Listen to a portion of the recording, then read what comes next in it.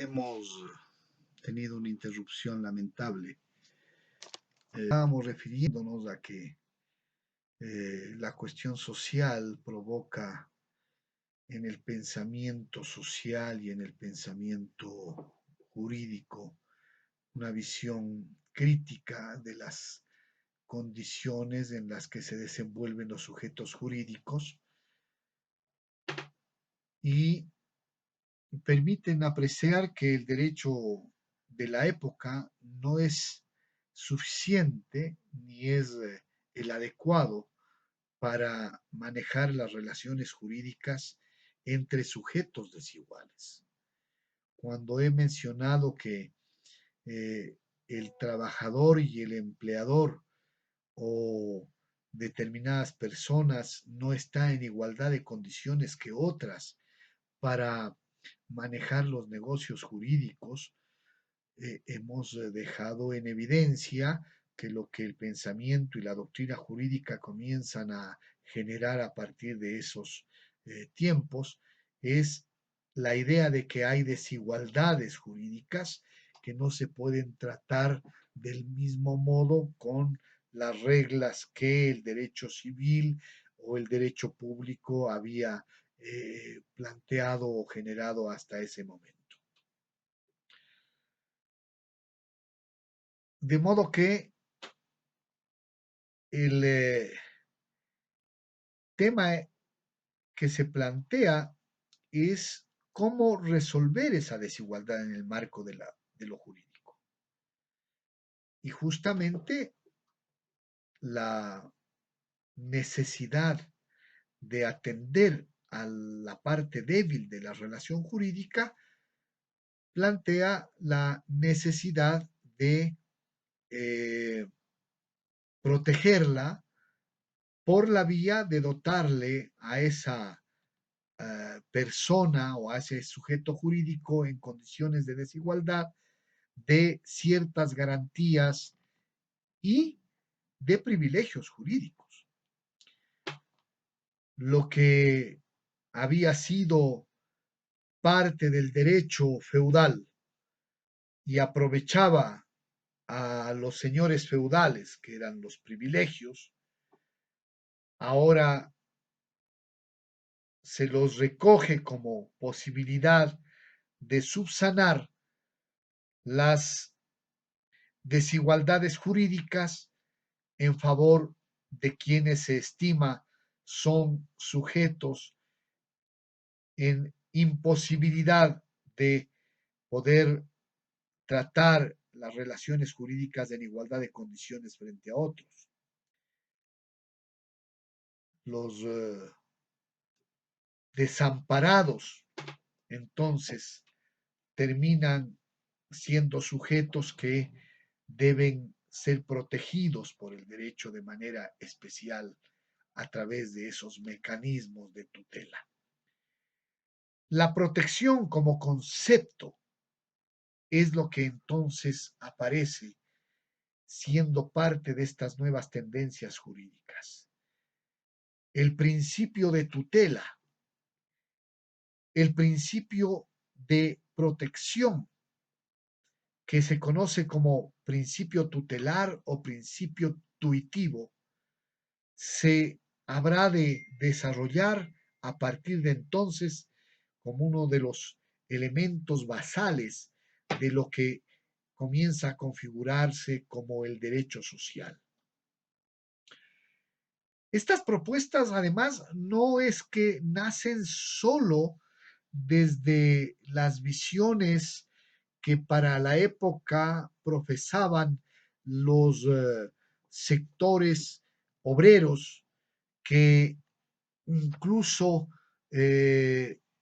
aparecen identificados con las tendencias que se conocen hasta hoy como los movimientos socialistas de la humanidad. Si bien es cierto, las posturas ideológicas del socialismo son las que provocan el cuestionamiento a estas condiciones jurídicas y políticas de la convivencia humana. Si bien es cierto, el socialismo es el primer abanderado de las luchas por reivindicar derechos en condiciones de los explotados de la sociedad capitalista y muestra las debilidades o las falencias y las inequidades que tiene el régimen jurídico de esas épocas, también hay otros sectores que obviamente en el interés también de dar alternativas paralelas al socialismo y más en el marco de defender la sociedad capitalista y de no permitir que ésta sucumba ni sea afectada por las luchas de los obreros que inclusive para la época habían constituido partidos políticos y también se habían planteado disputar el poder político a la burguesía, digo, proponen alternativas que desde su visión estarían también en la necesidad de reformar los elementos de la juridicidad, pero para mantener el régimen del sistema capitalista. Esas otras tendencias sobre todo estarían motivadas o naciendo desde la Iglesia Católica y ahí juegan un rol relevante dos encíclicas como la Rerum Novarum y la Quadragésimo Anno, que son, diríamos,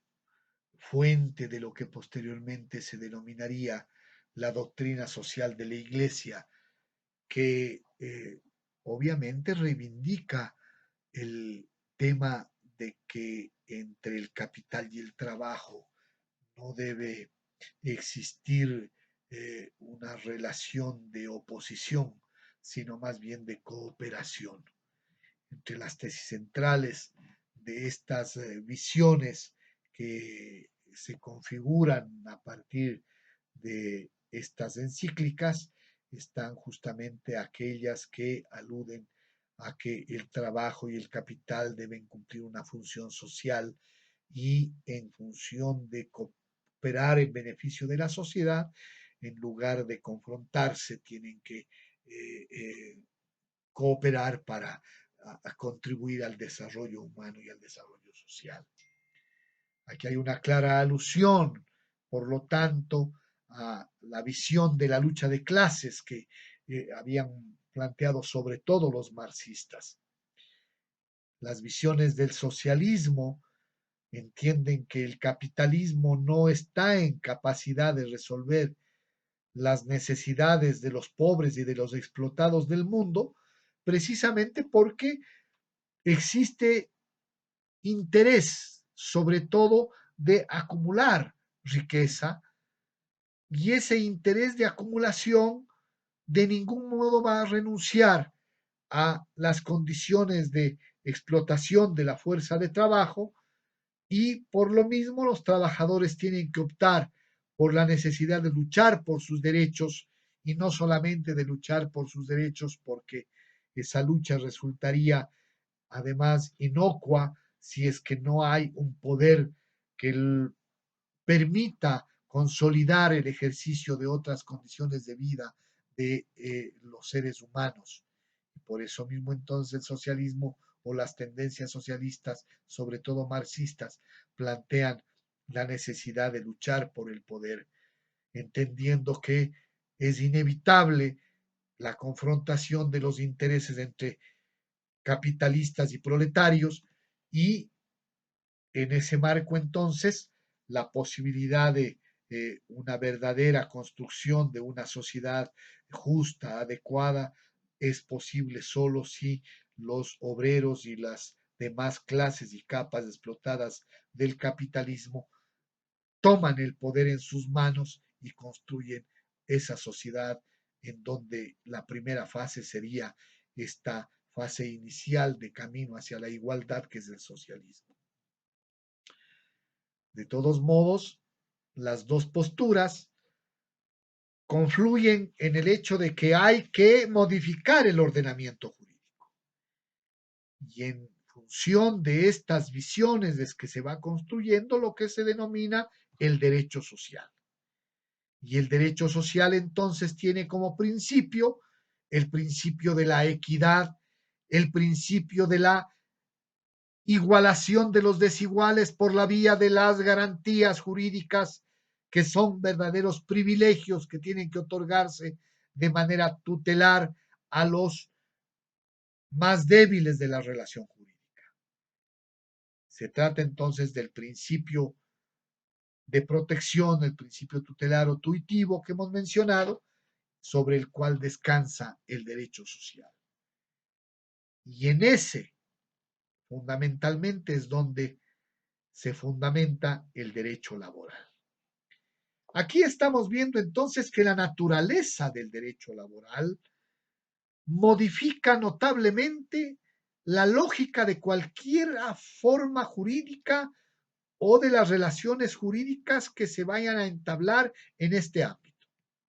Porque ya no es posible entender las relaciones jurídicas desde la perspectiva de la libertad y de la libre voluntad de los sujetos, ni desde las perspectivas de la imposición o del ejercicio de las potestades de la autoridad delegadas por el pueblo. Aquí estamos hablando de la necesidad de proteger a una parte de la sociedad por la vía de garantías jurídicas que les doten de tutela adecuada a quienes no están en posibilidad de negociar en condiciones de igualdad las relaciones jurídicas, el ejercicio de derechos y la posibilidad de contraer obligaciones. Siendo así, entonces, el derecho social, que es la matriz de donde arranca el derecho laboral, es de una naturaleza completamente distinta y de una lógica completamente diferente a la del derecho privado y del derecho público. Y por eso es que entonces el derecho laboral va a tener que construir